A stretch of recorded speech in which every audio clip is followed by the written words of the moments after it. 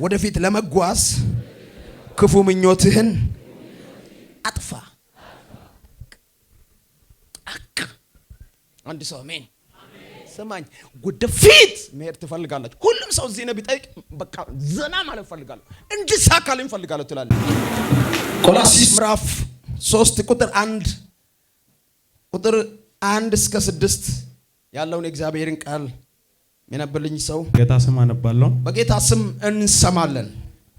እንግዲህ ከክርስቶስ ጋር ከተነሳችሁ እንግዲህ ከማን ጋር ከተነሳችሁ? እሺ ክርስቶስ በእግዚአብሔር ቀኝ ተቀምጦ ባለበት በላይ ያለውን እሹ።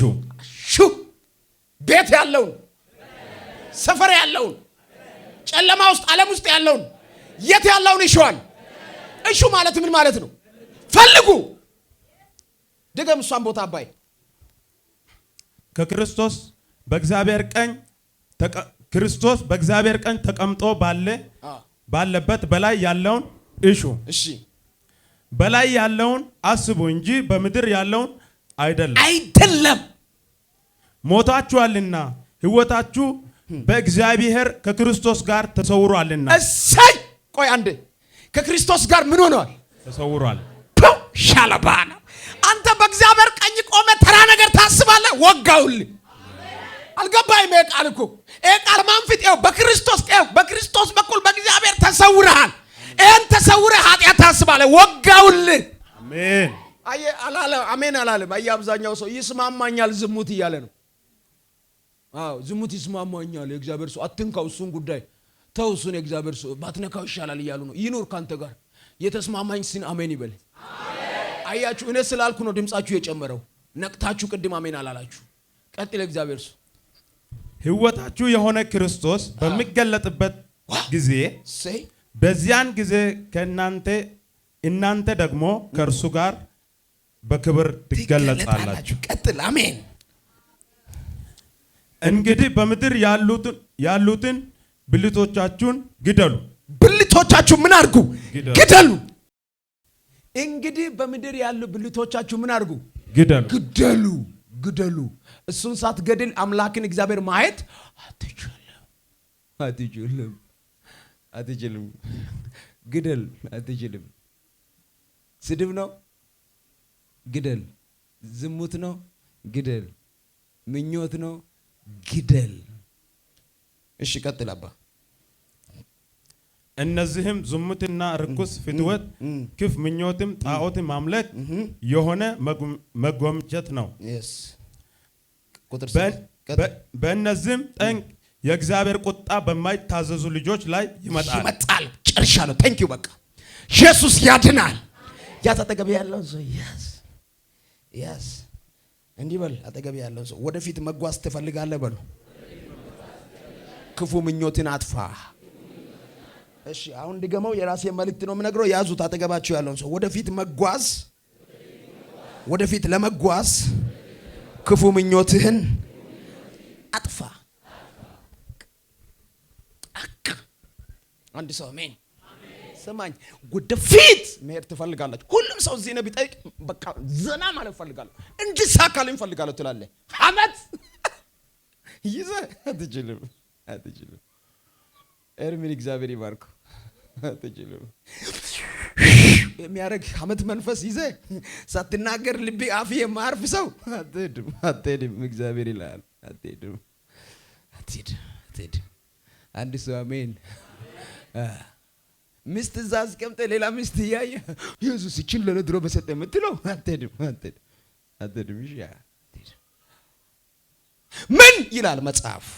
ምን ይላል መጽሐፍ? ቁጥር 5 እንግዲህ በምድር ያሉትን ብልቶቻችሁን ግደሉ። እነዚህ ዝሙት፣ ርኩሰት፣ ፍትወት፣ ክፉ ምኞትም ጣዖትን ማምለክ የሆነ መጎምጀት ነው ይላል። አንድ ሰው አሜን። ገሊራሴ ክፉ ምኞት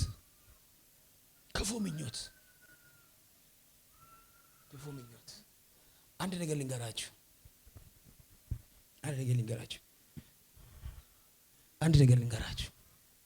በዚህ ምድር ላይ እንዳይሳካልን በር የዘጋ እንዳይሳካልን በር የዘጋ ዘንዶ አይደለም 666 አይደለም ደጋሚ ሰፈር ላይ የመብዛት አይደለም ክፉ ምኞት። አንድ ነገር ልንገራችሁ ከክፉ ምኞታችሁ ውጪ ሆናችሁ አምላካችሁን እግዚአብሔር የጠየቃችሁት ቀን የከለከለ ነገር አለ? በቃ እሱ ነው ቁልፍ ቁልፍ።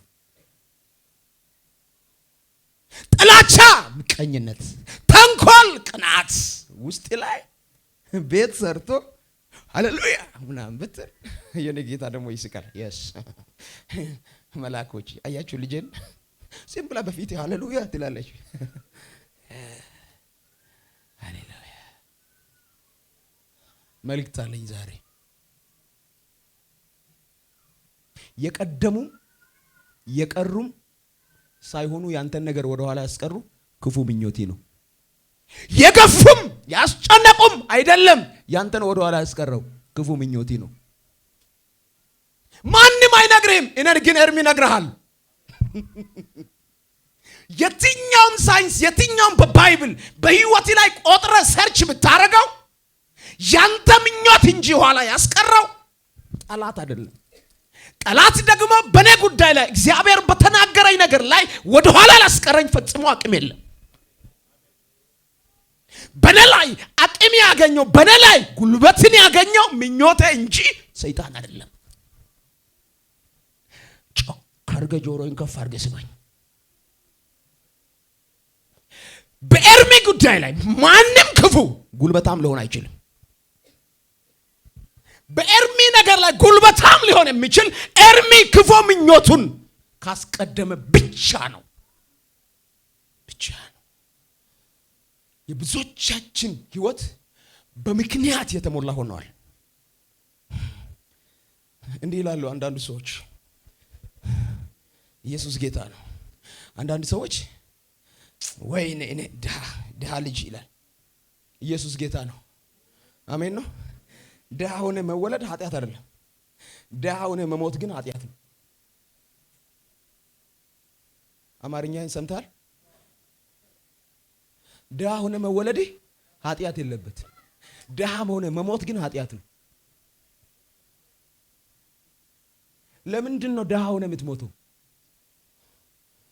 እሺ አንዳንዱ ያው በምክንያት የተሞላ ህይወታችን ያልኩት ለዚህ ነው። አንዳንዱ የኔ አባት ቤት ቢኖረው መኪና ቢኖረው ባለ ሀብት ቢሆን እኔ የእንትና ልጅ እኮ እንትና ልጅ ሀብታም አልሆንም ይላል። የሀብታም ልጅ ድሃ ሆኖ አያውቅም። ስማኝ ዘንድሮ ምክንያትን ታራግፋለህ፣ መነሳት ይሆንልሃል። አባቴ ድሃ ሊሆን ይችላል እንጂ እኔ ድሃ ልሆን። ሰማኝ ይሄን ክፉ አመለካከትን የውሸት አመለካከትን ዛሬ ማለት ነው ብላክቦርድ ላይ ቾክ ተጽፎ በማጥፊያ እንደሚጠፋ ካንተ ጭንቅላት ላይ አጥፍቻለሁ። ሰማኝ እግዚአብሔር አንተን ድሃ ሆነ ለምን ተወለድክ ብሎ አይፈርድም። ድሃ ሆነ ግን እንድትሞት አይፈልግም። ድሃ ሆነ ተወልደ ድሃ ሆነ ከሞት ተጠያቂው አንተ ነህ እንጂ አባቴ አይደለም።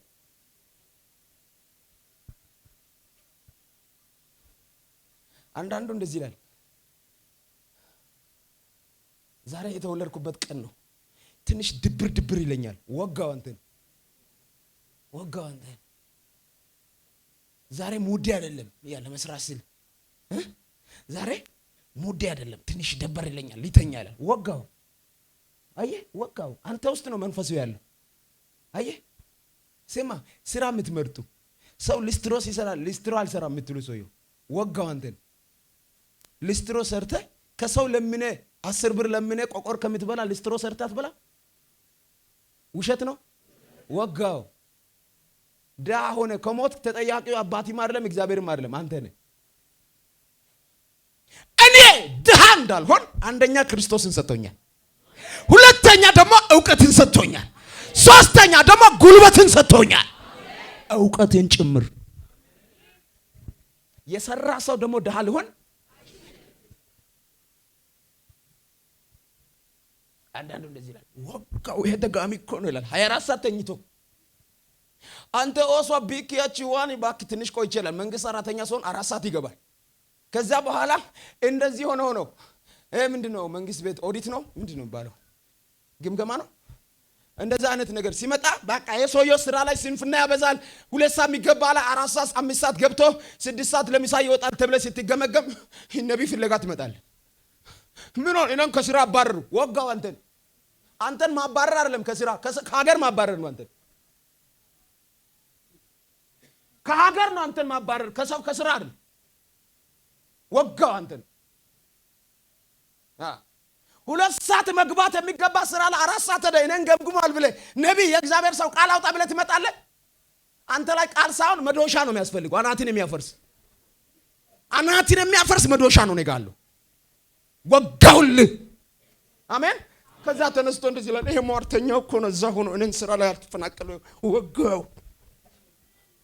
ትናንትና ጸልዮ ማቆሶዮ ከስራ ሲባረር 3 ቀን ጾም ጸሎት ይገባል። ሃሌሉያ ኢየሱስ ጌታ ነው። ይሄ መንፈስ ወጋው። እሱ 2 ወር እዚህ ተንበርክኮ ሲጸልይ ሰውየው በ2 ወር መኪና ይገዛል። ሟርተኛው ስማኝ፣ ያንተን ነገር የዘጋው ክፉ ምኞት እንጂ ሟርተኛ አይደለም። እኔ ልንገራችሁ ከውሸተኛ ምክንያቶች ውጡ። ልትቀደስ ማን ነው የከለከለ? ማን ነው አንተን መቀደስ የከለከለ? ለእግዚአብሔር መኖር የከለከለ ሰው አለ? በፖሊሲ እንዳታመልክ ጌታን በቅድስና እንዳታገለግል የከለከለ አለ? የከለከለው ማን ነው? ክፉ ምኞት። የእግዚአብሔር ግሬስ በአንተ ላይ በግብር እንዳይታይ የከለከለ ሰው አለ? የለም። የከለከለ ማን ነው? ክፉ ምኞት። ግደል። አጠገብ ያለውን ሰው ያዝ። አትከራከር። ይሄን ግደለው በለው። ዋናው ዘንዶ በለው። በአንተ ውስጥ እኮ ነው ያለው። እሱን ከገደልክ በለው ወደፊት ትሄዳለህ በለው። ማን ነው ይሄ ቃል የኔ ነው የሚል ሰው? እኔ ስሰብክ እውነቷን ነው ማገለግለው። አሜን ነው። ይሄን ቃል ማለት ነው ይሄን መጽሐፍ ቅዱስ ለራሴ ፍላጎት መቼም አልገለብጠውም። እሱ የሚለው ነው የሚለው። ዛሬ ኤርሚ ይሄን ቃል አገልግል ጌታ ካለኝ እሱ ነው የሚለው። እንደ መዶሻ ነው አናቲ ላይ የሚያፈርሰው። በቃ እሱ የሚለውን ለራሴ ምኞት ሊቀይረው ወደዚያ ቀልብሼ ለሪስቴ ለስብከተ ሪስ እንዲመች አላረገውም። እግዚአብሔር እንደዚህ ይላል፣ ክፉ ምኞቶችን በልቤ በስጋ ውስጥ ያሉትን ግደላቸው። ጠላቶች እነሱ ናቸው። ከነሱ ጋር ውጊያ ጀምር እያለ ነው። ከነሱ ጋር ውጊያ ጀምሮ ማሸነፍ ከቻልክ ተሳክቶልሃል ዓለም ላይ። ያዛ አጠገብ ያለው ሰው ከተማን ከምትገዛ በል ድገመው፣ ከተማን ከምትገዛ በል ራስን መግዛት ይበልጣል በል። መጽሐፍ ይሄን አይደል የሚለው ምሳሌ ላይ? አንድ ሰው ከተማን ከሚገዛ ራሱን የሚገዛ ሰው ምን ይሆናል? ይበልጣል። ስማ፣ የአንድ ሀገር የአንድ ከተማ ከንቲባ ሆነ ራስን መግዛት ካልቻልክ ምን ይጠቅማል? ገንዘብ ሲያይ ስማ፣ ገንዘብ ሲያይ ስታይ ማለት ነው እንደ ሶፍት ኮንክ። ሃሌሉያ ኢየሱስ ጌታ። እኔ እኮ በጣም ጌታ ቸር እኮ ነው ለኛ። ውሸት ነው? ቸር ነው። ሃሌሉያ 50 ሺህ ብር እኮ ወጥቷል። ባኪ ፕሮግራሙ እስኪ ዛሬ ቸርች አትሄድ 50 ሺህ ብር እኮ ወጥቷል ናና ውሰድ ብል አንዱ ባኪ የእግዚአብሔርን ቃል ሰምቼ ተመልሼ በኋላ ወስዳለሁ አስቀምጣት ትላለህ። አየህ እንዴት እንደተመታኝ፣ አየህ እንዴት እንደምትመታ አይተሃል። እንዴት እግዚአብሔር እንደሚያይ አይተሃል። ያንተን 50 ሺህ ብር እኮ የወጣው ማንም ይከለክላል? በቃ ተመስገን፣ በቃ ብሩን እዛ አስቀምጡ፣ ዛሬ እግዚአብሔርን ቃል ሰምቼ መንፈሴን አረጋግጬ መጥቼ ወስዳለሁ ትላለህ። ነው ወጥቷል። ሃሌሉያ እልልታ ቤት ውስጥ ቀውጢ።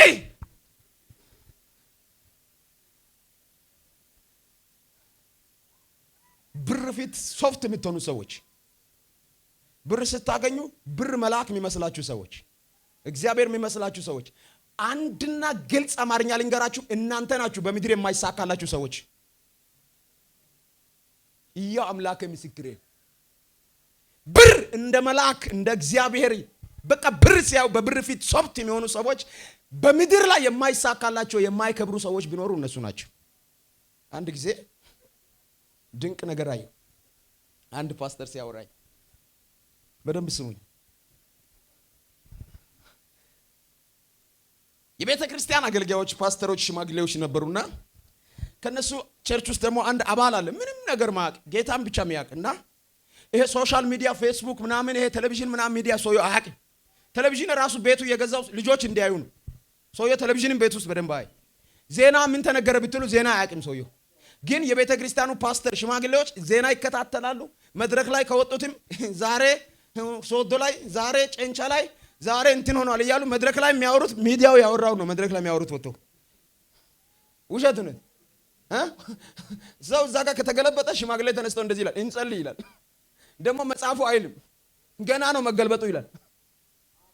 አየህ ስማ፣ ሰው ስለተገለበጠ እኔ አልጸልይም። መኪና ስለተገለበጠ አልጸልይም። አሜሪካ ላይ ትላንትና በ3 እና በ2 ቀን ውስጥ መካከል ታላቅ አውሎ ንፋስ ተነስቶ ነበር። እንጨት ከነግንዱ ነቅሎ የሰው ቤት ነቅሎ ይዞ ሲሄድ አሁን ይሄ ማዕበል ተነስቷ ብዬ ጾም ጸሎት አልገባም። መጽሐፍ ቅዱስ ይናገራል ኢየሱስ እየመጣ ነው።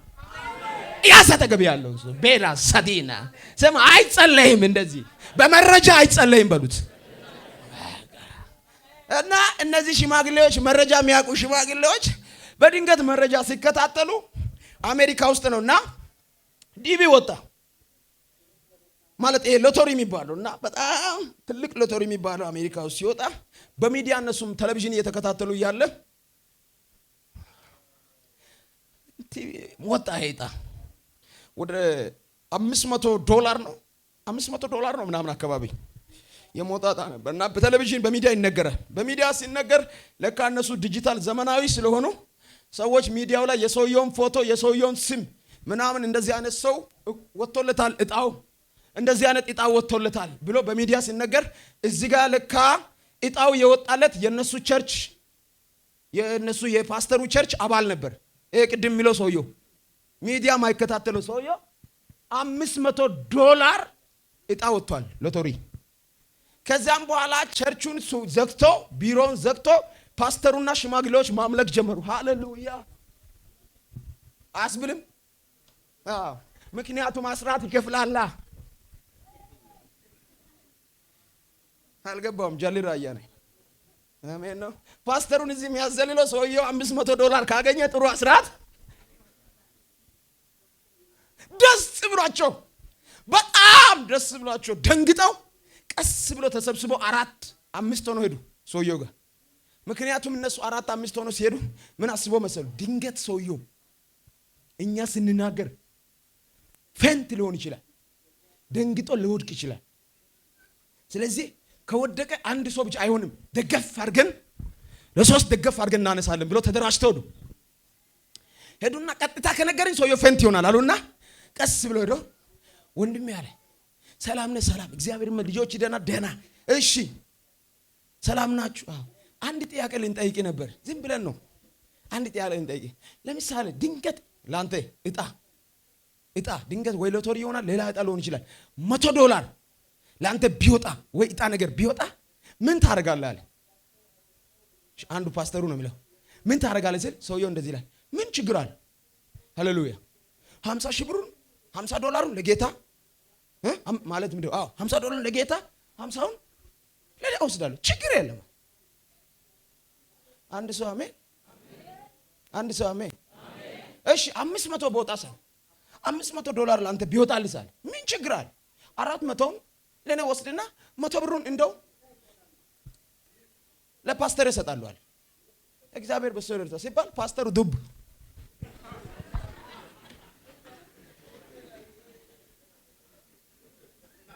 እሱን ለማንሳት ሄደው እነሱ ሰው ይሁን ፓስተሩን አነስ። ፓስታ መንፈስ ይወጋ። ብር ሲታይ ፓስታ ምትሆን ወጋ አንተ። ሰውየው የወርቃ ሲባል ፓስተርን ተሸክሞ ቸርች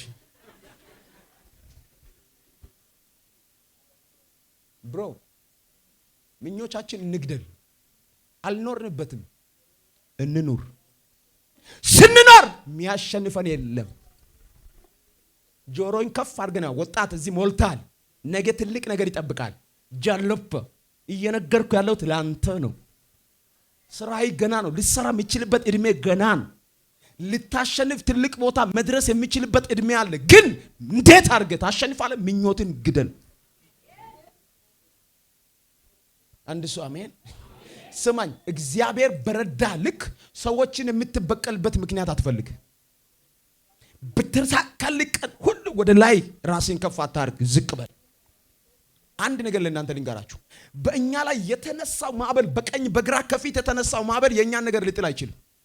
እሱ የራሱ ጉዳይ ነው። እኔን ነገር ሊያዋርድ የሚችለው የኔ ክፉ ምኞት ብቻ። የገባው ስሙኝ። ለምሳሌ በደንብ ስሙኝ። አሁን አስተውላችሁ አድምጡኝ ይሄን ቃል። እኔ ለምሳሌ መኪና ድራይቭ እያደረኩ ነው። መኪና እየነዳው እንግዲህ በአስፋልት ላይ ሲትሄዱ መኪና አንድ ብቻ ነው የሚሄደው? ስንት ነው የሚሄደው? ብዙ መኪና ይሄዳል። እኔ ድራይቭ አድርጌ እየሄድኩ ነው፣ እየነዳው ነው። በዚህ በኩልም ሌላ መኪና አለ፣ በዚህም ሌላ መኪና አለ አይደለ? እንደውም አንዳንዱ በጣም ይፈጥናል፣ አንዳንዱ ደግሞ ቀስ የሚል፣ አንዳንዱ ከኔ ኋላ ይቀራል፣ ከኔ በፊትም ይሄዳል። ስሙኝ፣ ከኔ ኋላ ስለቀረ ለኔ ጀግንነት ይሰማኛል። እኔ ድራይቭ እያደረኩ ነው፣ ያም ድራይቭ እያደረገ እየነዳ ነው። ግን ከኔ ኋላ ያም መኪና ስለቀረ እኔ ተሳክቶልኛል። እሺ፣ ከኔ ፈጥኖ ሲሄድ እኔ ተሸንፌያለሁ። ለምን? እስቲ መልሱ ንገሩ። እየነዳው ነው። አዎ እሱም እየነዳ ነው። ለምንድን ነው? ለሚሮጡትም ኋላ ለሚቆሩትም ትርጉም ያጣው ለምንድን ነው? እሱም በዓላማ አለው፣ እኔም በቃ። የብዙዎች አንድ ነገር ልንገራችሁ፣ የብዙ ሰው ዓላማ አጠገቡ ያለ ሰው ሮጦ ስለሚሄድ እንደተሸነፈ ስለሚያስብ ብቻ ነው። ከኋላ የቀረውን ደግሞ ሲቀር ዋው አሸንፌያለሁ ብሎ ድረስ ስለምነፋ ነው። ከኋላ የቀረውም የነን ነገር አያስቀርም። ለኔ ስኬት አይደለም። የፈጠነውም የነን ነገር አያስቀርም። እኔ እየነዳው ነው። ወዴት ግብ አለኝ?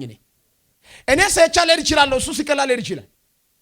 እኔ እየነዳውት ያለው ወደ ሴቻ እንጂ ወደ ሰውየው ሄዳለሁ። ስለዚህ እሱ ስለፈጠነ ደግሞ እኔ ቀረው አይደለም።